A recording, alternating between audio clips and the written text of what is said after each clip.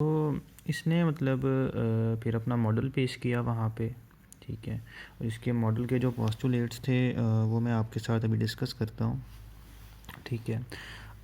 इसने कहा कि इलेक्ट्रॉन जो है वो न्यूक्लियस के अराउंड रिवॉल्व तो कर रहा है, लेकिन कॉन्टीन्यूसली नहीं कर रहा। मीन्स के ये जो है एक फ़िक्स ऑर्बिट के अंदर फ़िक्स एनर्जी के साथ क्या करता है, हमारे पास रिवॉल्व कर रहा होता है, ठीक है। अपने ऑर्बिट से बाहर नहीं जाता, ठीक है। जैसे रदरफोर्ड ने कहा था कि भी ये कॉन्टीन्यूसली एनर्जी रिलीज़ करता करता करता एटम के अंदर जाके न्यूक्लियस के अंदर जाके फॉल कर जाता है, ऐसा कहता है। वो कहता है कि ऐसा नहीं है, ठीक है। तो बोहर वॉज बिलीवर इन, यूँ समझ लें कि believer in quantum theory. Planck's ने जो क्वांटम थ्योरी पेश की थी ये उस पर बिलीव करता था, क्योंकि वो कहता है वो काफ़ी हद तक ठीक है। मीन्स कि उसमें भी हमने देखा था कि वो क्या कहता है कि एनर्जी जो है पैकेट्स की फॉर्म में ट्रैवल करती है। तो बोहर ने भी यही चीज़ एटम के हवाले से भी कह दी कि इलेक्ट्रॉन जो है इसकी जो एनर्जी है ये भी पैकेट्स की फॉर्म में ट्रैवल करती है। यानी कि मार्केट के अंदर एक नई चीज़ इंट्रोड्यूस करवाएगी कि जो एनर्जी जो है वो पैकेट्स की फॉर्म में क्या कर रही है, ट्रैवल करती है हमारे पास, ठीक है। तो उस चीज़ को इसने मतलब सामने रखा, प्लांक्स की थ्योरी को भी, ठीक है। तो उसने कहा कि ये जो इलेक्ट्रॉन जब जंप करता है एक ऑर्बिट से दूसरे ऑर्बिट में, तो एनर्जी या रिलीज़ करेगा या एब्जॉर्ब करेगा, तो वो पैकेट्स की फॉर्म में होगी हमारे पास, डिस्क्रीट या डिसकॉन्टीन्यूस वे में पैकेट्स की फॉर्म में करेगा जब तक वो अपने ऑर्बिट के अंदर मौजूद है, ठीक है ना। जैसे कि ये देखें कि ये आपके पास क्या है, एक ऑर्बिट है। जब तक इस ऑर्बिट के अंदर मौजूद है ये ना एनर्जी रिलीज़ करेगा ना एब्जॉर्ब करेगा, ठीक है। अब होगा क्या, जैसे कि जब इसने मतलब जाना होगा बाहर दूसरे शेल की तरफ, ठीक है। तो जैसे कि हमने इसको मतलब एनर्जी दी, ठीक है। ये मैंने इसको एनर्जी दी, तो ये एनर्जी को एब्जॉर्ब करेगा, ठीक है। और ये जंप करके कहाँ चला जाएगा, बाहर वाले शेल की तरफ चला जाएगा, ठीक है। और जब इसने दोबारा अंदर आना होगा तो ये क्या करेगा, इसी एनर्जी को रेडिएट करेगा। क्या करेगा भाई, रेडिएट, यानी कि एनर्जी को निकालेगा और फिर ये दोबारा कहाँ चला जाएगा, दोबारा ये वापस अपने अंदर वाले शेल की तरफ आ जाएगा, ठीक है। विच मीन्स कि ये हमारे पास था E1 शेल और ये हमारे पास है E2, ठीक है। एनर्जी लेवल है हमारे पास, शेल हमारे पास क्या होता है, एनर्जी लेवल होते हैं, आपने पढ़ा हुआ है, ठीक है। अब आपको पता है कि न्यूक्लियस के करीब जो जो शेल होंगे उनकी एनर्जी कम होगी, जो ज़्यादा दूर होते जाएंगे उनकी एनर्जी ज़्यादा होगी। आप इसकी एग्जांपल ऐसे समझ लें कि जैसे आप कोई चीज़ ज़मीन की सरफेस से ऊपर की तरफ फेंकते हैं, जितना ऊपर वो चीज़ जाती जाएगी, जैसे आप एक बॉल को फेंकते हैं ऊपर, तो जैसे वो बॉल ज़्यादा जितनी जितनी ऊंचाई पे जाएगी उसके अंदर उसकी पोटेंशियल एनर्जी जो होगी उतनी ज़्यादा हो जाएगी, ठीक है।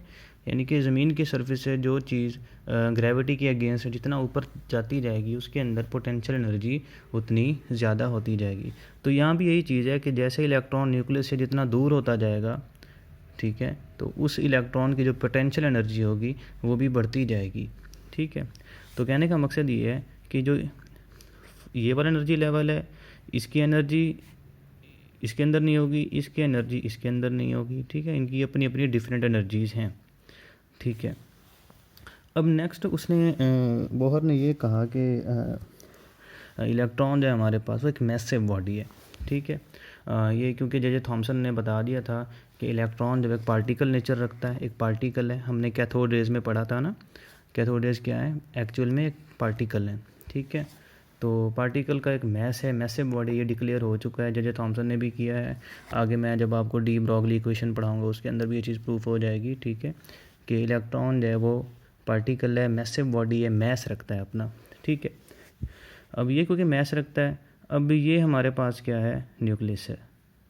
तो न्यूक्लियस और इलेक्ट्रॉन के दरमियान एक डिस्टेंस है, एक रेडियस है, उसको हम आर से रिप्रेजेंट करते हैं, ठीक है। अब ये न्यूक्लियस क्या कर रहा है, ये इलेक्ट्रॉन जो हमारे पास रिवॉल्व कर रहा है, ठीक है। फ़र्ज़ करें कि ऐसे रिवॉल्व कर रहा है तो यकीनन इसका एक मोमेंटम होगा, इसकी एक स्पीड होगी, एक वेलोसिटी होगी या फ्रीक्वेंसी होगी, ठीक है। तो वो हमारे पास ये v है, ठीक है।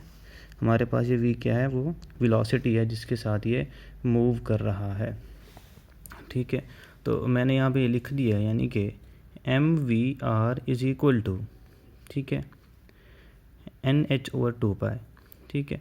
अब ये जो पाई है ये हमारे पास क्या होता है, ये इसका जो असल कॉन्सेप्ट है वो आपको तो कोई मैथमेटिक्स का टीचर ही बता सकता है कि पाई वो होता क्या है, लेकिन यहाँ पर मैं आपको ये बता देता हूँ कि जब इलेक्ट्रॉन, अगर हम इलेक्ट्रॉन को ये हाफ़ डिस्टेंस करवाएं यहाँ तक, ये हाफ़ ट्रेवल करवाएं, तो ये हमारे पास 1 पाई हो जाएगा।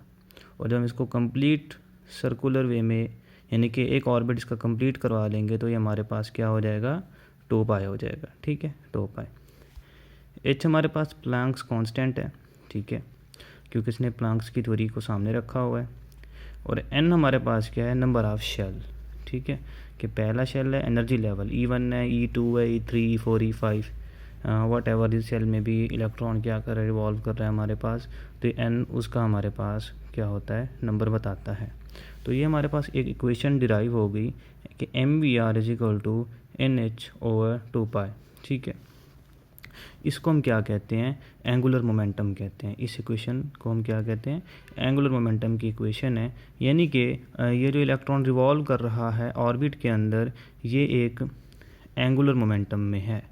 मींस के अगर आपको मैं इसको आसान लफ्ज़ों में समझाऊं, ठीक है, तो कोई भी जब हमारे पास ऑब्जेक्ट है वो सर्कुलर वे में, ठीक है, मूव कर रहा होता है, तो वो उसको हम क्या कहते हैं, एंगुलर वे में मूव कर रहा होता है। क्योंकि आप चाहे इधर से आए, यहाँ से भी एक एंगल बनता है। अगर ये इलेक्ट्रॉन यहाँ पे है तो यहाँ से भी जब ये एनर्जी रिलीज़ करेगा तो यहाँ से भी एक एंगल बनेगा, ठीक है। यहाँ पे होगा, यहाँ से भी एनर्जी रिलीज़ करेगा हमारे पास, तो यहाँ पे भी क्या बनेगा, एक एंगल बनता है, ठीक है। एब्जॉर्ब करेगा, रिलीज़ करेगा, तो वहाँ पे क्या बनता है, भी एक एंगल बनता है हमारे पास। तो इसलिए हम इसको क्या कहते हैं, एंगुलर मोमेंटम कहते हैं, ठीक है। मोमेंटम का भी आपको शायद पता होगा, ठीक है, नहीं तो मैं आपको बता देता हूँ कि मोमेंटम जो होता है हमारे पास वो मैस और वेलोसिटी का मल्टीप्लाई होता है, ठीक है। मैस और वेलोसिटी का मल्टीप्लाई होता है हमारे पास, ठीक है। यानी कि एक ख़ास कोई मैसिव बॉडी है, वो एक ख़ास वेलोसिटी के साथ, ख़ास फ्रीक्वेंसी के साथ या ख़ास स्पीड के साथ किसी जगह पे एरिया के अंदर क्या कर रही है, मूव कर रही है, तो वो उसका वो मोमेंटम होता है हमारे पास, ठीक है। Multiply of mass and velocity is called momentum. तो ये इसके मतलब कुछ पास्टुलेट्स थे हमारे पास, उसने ये क्वेश्चन डिराइव कर ली थी। अब नेक्स्ट चलते हैं।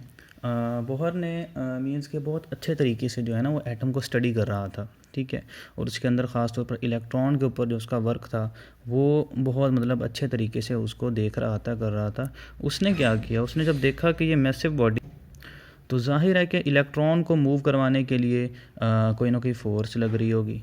तो उसने क्या किया, न्यूटन के लॉ को भी अप्लाई इसके अंदर इन्वॉल्व कर लिया हमारे पास।